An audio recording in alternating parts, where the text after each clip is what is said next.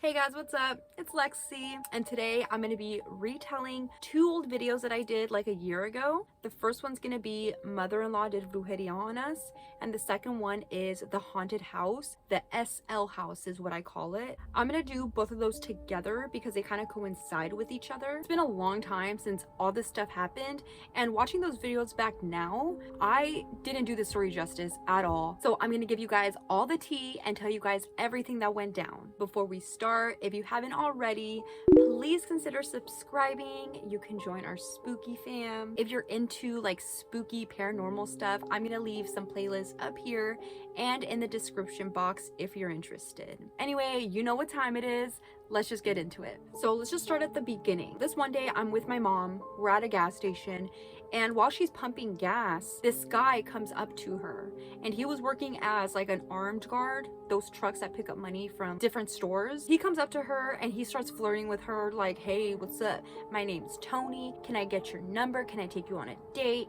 And my mom's like, sure, why not? They start dating, everything's going really well. So we're living in the valley at this point, and he was living at his parents' house in a city that was like really far from us, and he was staying there because he was their caregiver pretty much. This one day he asks my mom like, hey, do you want to come over, have dinner, and meet my parents? So my mom's like, yeah, of course. In my opinion, this is where everything changed. So we all get ready, we go to his house, we meet the parents. Cindy, Tony's mom, she's the one that's cooking. All of us are having a pretty good time, but while we were eating, we noticed that the dad and Cindy were not eating, and then we noticed that Cindy was staring at my mom. Crazy. She looked at her like she fucking hated her, and like, we just met. We kind of ignore it, we have a good rest of the night, and we go home. After this date, Tony starts acting distant. He doesn't call my mom as often anymore. And when they do hang out, he's on his phone the entire time. They plan to go on this date. When the day comes, he starts acting super weird. He starts giving my mom all these crazy reasons of why he can't see her, and they just don't add up. So at first he's like, oh, I have to be home, I have to take care of my parents. Then he switches it to, I have to work late. The thing about that though, he's an armed guard. So his job is to drive those big steel trucks. One of the guy drives and one of the guys goes in and gets the money.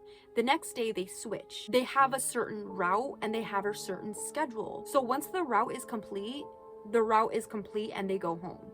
Like, there is no working late, if that makes sense. My mom's like, you must think I'm fucking stupid. Me, my sister, and my mom get in the car. We drive over to his job. We drive into the gate, and sure enough, all the trucks are parked and all of the cars are gone. The only car that is there is Tony's car. So my mom gets out. She walks over to Tony's car. She knocks on the window, and there he is. He's sitting in the front driver's seat and he's texting, and he has this big stupid smile on his face. So my mom loses her shit. She's like, what the fuck are you doing? You said you were working late. What are you doing here? I know you're cheating on me. Like, she's going off. Some way, somehow, he convinces her that no, he's not cheating. He actually does have to go to work, and that as soon as he's done, he will call my mom. We leave. She's super upset, and they do actually end up talking later. They end up on good terms again. So a few months after this, we go back to Cindy's house. We have dinner there. We're having a good time.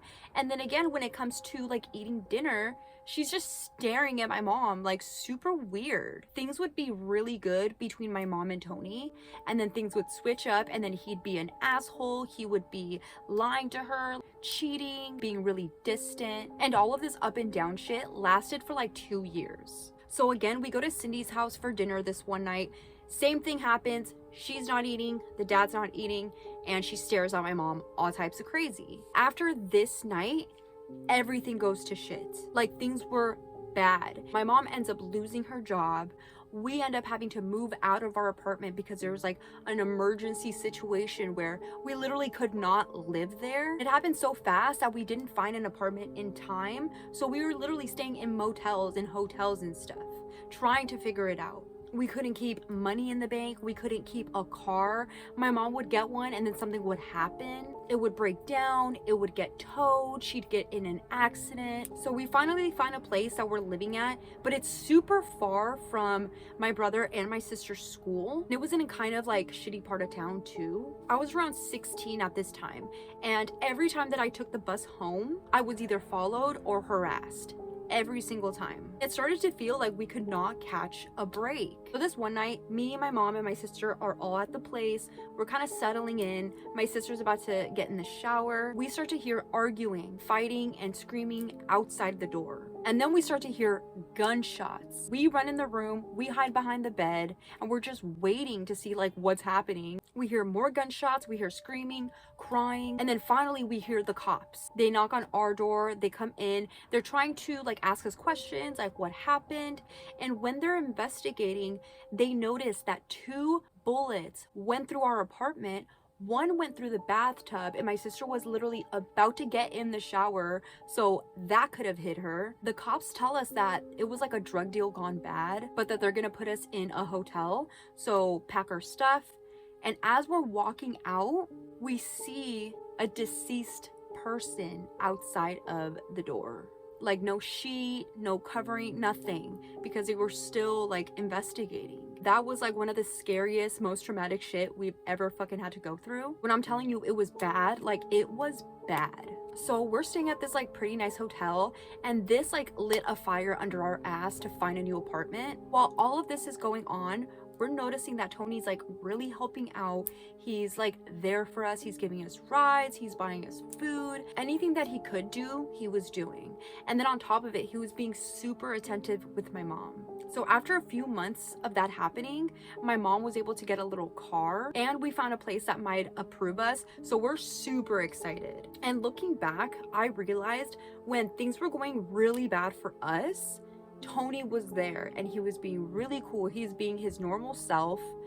But when things were like looking up and things were pretty good for us, that's when he would become distant and he wouldn't talk to my mom. He was cheating and texting other bitches. When he was there for us, like he was there for us. And that meant the world to us because we didn't have anybody but ourselves. We end up getting approved for this place. We have a car.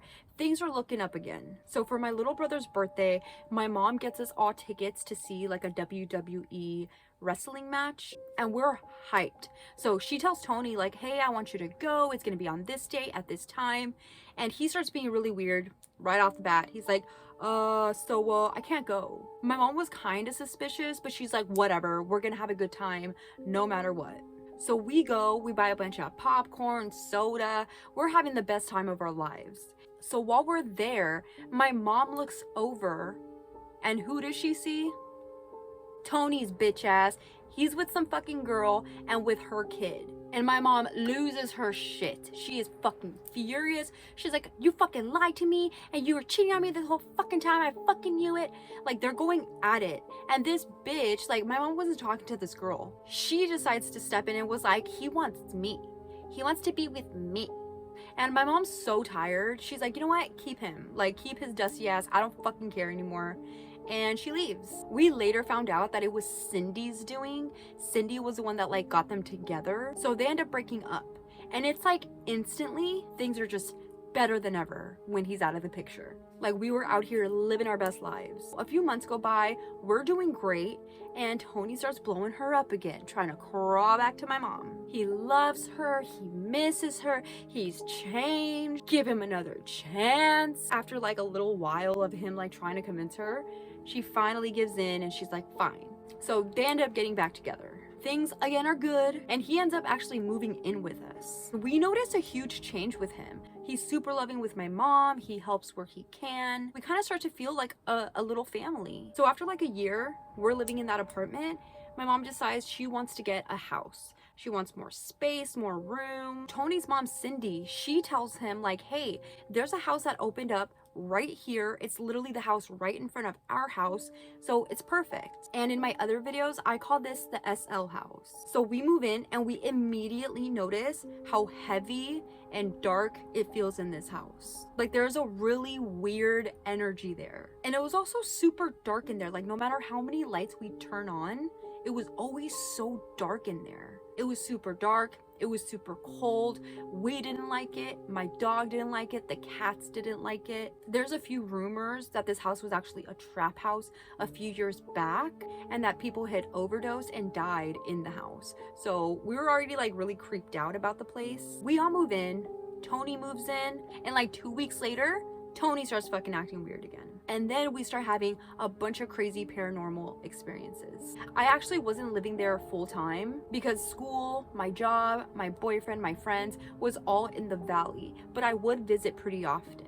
So some of the stuff that we would hear was knocking, bangs, footsteps, muffled talking, whispering, screams. A lot of the doors would slam on their own. So this one night, I'm in the room with my sister and my mom was out for the night and it was late already. It was like 2, 3 in the morning and there's bunk beds in there. So my sister was at the top, I was at the bottom, she was dead ass asleep. This room had a window to the right and then a window right here.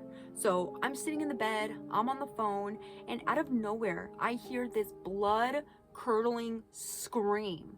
So fucking loud. And it came from this window. The scream was so loud that my boyfriend on the phone heard it. And my sister, who was asleep, heard it. So he's asking me like, what the fuck was that? And then she's like, what was that? And I've said this before and I'll say it again. I don't give a fuck. I'm the biggest pussy when it comes to this shit. Like, I don't fucking care. She, on the other hand, my sister, like that bitch is so brave. She decides to open the curtain and check and see if anyone's out there. My little ass sister opens the curtain, it's pitch fucking black, it's silent, and no one's there. So she shuts the curtain, we both lay back down, and immediately the second that my head touches the pillow, we start to hear fucking banging, like knocking on the window right here. She gets up, she runs to the window and opens the curtain up, pitch black, and no one's there. But the thing about this knock, it was still knocking when she opened the curtain and then it stopped. So there was like a second or two that we still heard the knocking when she opened it and no one was there. So we're freaking out. I'm fucking flipping my shit. I call my mom, I tell her what happened. She's trying to calm me down and she says, it's okay, honey. Remember that this was a trap house. So it's probably just people looking for drugs. Ma'am, don't say shit like that. The fuck, me asustas. Also, real quick, the way the house was set up, my sister's room, my mom's room, long hallway. And it was always so fucking dark. It was so quiet. I hated that fucking house. But something else that was happening to my sister. I wasn't there to experience this. She fucking told me this and I was shitting my pants for her. So she told me that almost every night she would shut her door, she'd turn the light off, she'd go to bed, and then she would start hearing something loudly shuffling from my mom's room to my sister's room. She said it sounded like this thing was dragging its feet really loudly from my mom's side to my sister's side, all down the hallway. She said that it would get to her door and it would start knocking, bitch. It would start knocking. Even on the nights that my mom wasn't there, she was sleeping at Tony's house or she was out for the night, like clockwork, this thing would start shuffling, dragging big ass feet, walking towards my sister's room and would sit there and knock. She even said that if she left the light on in the kitchen, she could see 2 feet from underneath the crack of the door. She said the first time that this happened, she actually told it to stop and to go away, thinking that it was my mom. And then right after she told it to go away, she heard the thing turn around and shuffle back towards my mom's room. So the next morning, she asked my mom, like, hey, were you knocking on my door last night? My mom's like, no, I was at Tony's house last night. And this continued the entire time that we lived in that house. She said that sometimes she would tell it to go away, and it would, and other times where she didn't say anything, it would sit there and knock until morning. So back to the brujeria, we move in and Tony's being distant again. My mom's still trying to make it work, and at this point we had a car. While she was driving home, she got off of the freeway and the brakes went out on her. She was barely able to miss a tree and slammed into another car. And she was going pretty fast. She really could have gotten hurt. In this period of time, Tony and my mom are fighting a lot, but he was living with us and he was paying half the rent. So my mom couldn't just up and leave or like kick him out. And then we just lost our car too. It was just really hard on us. So she has the idea, like, she's gonna try to win over the parents. She starts going there every day. She's cleaning for them, she's cooking for them, she's helping him out with little chores here and there. But she was noticing that Cindy would never eat her food, and that when Cindy would cook, she would get offended if my mom didn't eat her food. But after some time, my mom finally decides, like, this is never gonna work. Like, he doesn't want me, the parents don't like me, like, I'm gonna stop trying. She tells him he needs to go. He leaves, he moves back in with the parents, and everything is kind of like normal again. This one day we decide, like, we need like a little vacay. I don't even remember where, but we go somewhere for a few days. And when we come back, we notice that the fridge is moved, our clothes are moved, laundry's moved, the chairs are moved. Like, all of our shit was touched and was in different areas. Some of our stuff was missing, stuff in the bathroom was moved. Like, it was just all super weird. But my mom kind of writes it off as it being Tony, him coming in and like moving stuff around, looking for his stuff pretty much. So this one day, my sister comes home from school, and she had gone there a little earlier than usual. And when she comes in, she notices that 1, the door's unlocked, and 2, things were moved again. She goes into my mom's room, like trying to grab something, and she notices a long and really big feather, like a big ass bird feather. She leaned down to like really look at it, and it instantly gave her a bad feeling, gave her a bad vibe. She knew, like, do not touch it. I didn't even know about this until like a few weeks ago when we were like talking about me finding the crow, and she starts telling me this. So she's like, it's definitely brujeria. Remember when I found that feather? And she starts telling me about this. So she goes in my mom's room, she picks it up with a paper towel, and she takes it outside and throws it in the dumpster. She of course tells my mom about it, and my mom's like weirded out. Everyone's kind of on edge. And then one day, my little brother is in my mom's room, he's playing with some toys, and then he walks up to my mom and shows her something. He's like, look what I just found. And it was a little doll. The creepiest thing about it is that it looked just like my mom. Like, same color, same length hair, same colored eyes, makeup, the same clothes that she liked to wear, the same shoes, the color, like everything about it was my mom. So my mom freaks out, and she finally starts putting 2 and 2 together. Everything being moved around, my sister finding the door unlocked and open, the feather, now the doll, them acting weird. It just all started making sense.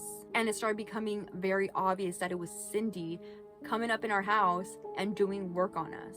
So my mom calls the owner of the house, and she asks her, like, does anyone else have the key beside us and Tony? And she's like, yeah, Cindy does. And she tells my mom that Cindy asked for a copy of the key before we moved in because she had to go in there and clean. So this crazy bitch was coming into our house, touching shit, moving shit, putting shit in there that was fucking us up. Crazy bitch. At this point, we were living there for a few years.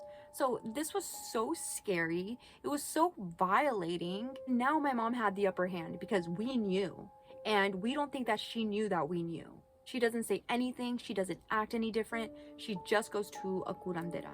A curandera is a bruja or a witch that does magic, whether it be white, black, voodoo, hoodoo. They're all super different things, but they use these powers to either help someone out, cleanse them, take a curse off, return a sender, or put a curse on someone else. My family, my mom, my grandma, like, we were all exposed to it. It wasn't super abnormal for us to go to someone like this. And brujas are very powerful. Like, I don't think anybody should just seek it out just to do something out of being petty, at least unless you're like somewhat knowledgeable or you research it a little bit, especially when the bruja does black. Because say for example, you're going to someone, you're trying to do like a curse on someone, and then for whatever reason you and this bruja don't see eye to eye. Usually people like this are really petty. Like, she will start doing shit to you. I'm not saying all brujas are like this. I'm just saying some can get kind of greedy.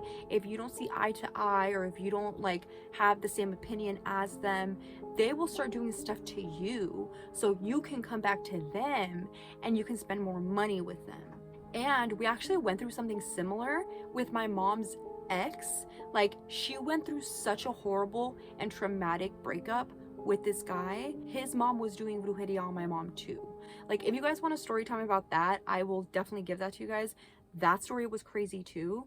So anyway, we go to this curandera and she starts cleaning my mom. She tells us what we already know, that it's Cindy. Like she's the one doing work on us. And every time she would feed us or give us something to drink, she was doing work on us. And then she starts telling us that she was also doing heavy work on Tony, which is why when he was living in the valley with us, he was completely normal. Like he wasn't seeing the mom that often at all. So there's that like year where everything was good. This lady's telling us like, yeah, like she has him bien embrujado, meaning she has him deep under her spell. That gives me chills, like to think that someone would do that to their own child, sabotaging their relationships. It's crazy to me, but there really are people like this in the world. So the way that this lady would do her ritual was that she would smoke these cigars, and through the smoke she was able to kind of see everything. She was able to see who was doing work on who, why they were doing it, and through it I think she could like feel everything that was going on too. So she cleans my mom, she does the cigar thing, and the whole time that she's doing it, she's able to see this stuff. She's praying the whole time. So while she's doing it, she starts telling my mom, like, as soon as I start getting this off of you, whoever did it, which obviously is Cindy, it's gonna go back to her. She's gonna want to start calling you, wanting to see you, making it seem like it's an emergency to get you over there. Don't listen to her. Like she will do everything in her power to get to you again, because now everything that she had done to you, it's coming back to her threefold, and it's fucking her shit up, and she wants to reverse it and put it back on you. Whether she feeds you something, she gives you something to drink, she takes one of your hair. So this lady is working and working and working, and it takes a few sessions. But finally Cindy starts blowing my mom up, like blowing her up, asking her to come over. She needs help, she's in the hospital, she's sick. And my mom actually talked to Tony, and it was true, she actually was really sick. Every time that my mom would go to one of these sessions, Cindy would end up in the hospital with water in her lungs. My mom was ignoring her. She changes the locks. We stopped talking to Tony. And after a few more sessions of my mom going to this lady, the lady was straight up like, I can't take this off of you. Like, I don't know who she went to or how much she paid, but this shit is strong. This lady gives my mom another lady's number to help her. Throughout this period, Cindy is out of the hospital, she's at home, but she's still blowing my mom up. She's calling her, she's leaving notes on the door. My mom calls this new curandera. She makes an appointment with her. She does one session with her. She was able to get everything off. Within a day, we get a call from Tony saying that Cindy passed away. That says a lot. And if you don't believe in this stuff, that's totally fine, but like don't come over here like talking shit, talking mess about what I believe in. But I truly do believe that her death had something to do with that. And I'm not gonna talk shit on Cindy. That's still Tony's mom, and my mom is still with Tony, but she was something else. Like she sure was something else. After she did pass, we end up leaving that house. We moved back to the valley, they get married, and they've been together ever since. That's pretty much the story of the mother-in-law that did brujeria on my mom, on us, on Tony, and then the haunted house situation in the SL house. Also, a quick update with what's going on with me. I do have an appointment with a new curandera this Monday. I'm very excited for it. I've got a lot of shit going on right now. It's been really hard. It's been really hard to stay positive. But other than that, I hope you guys enjoyed this video, and I will see you guys soon. Bye.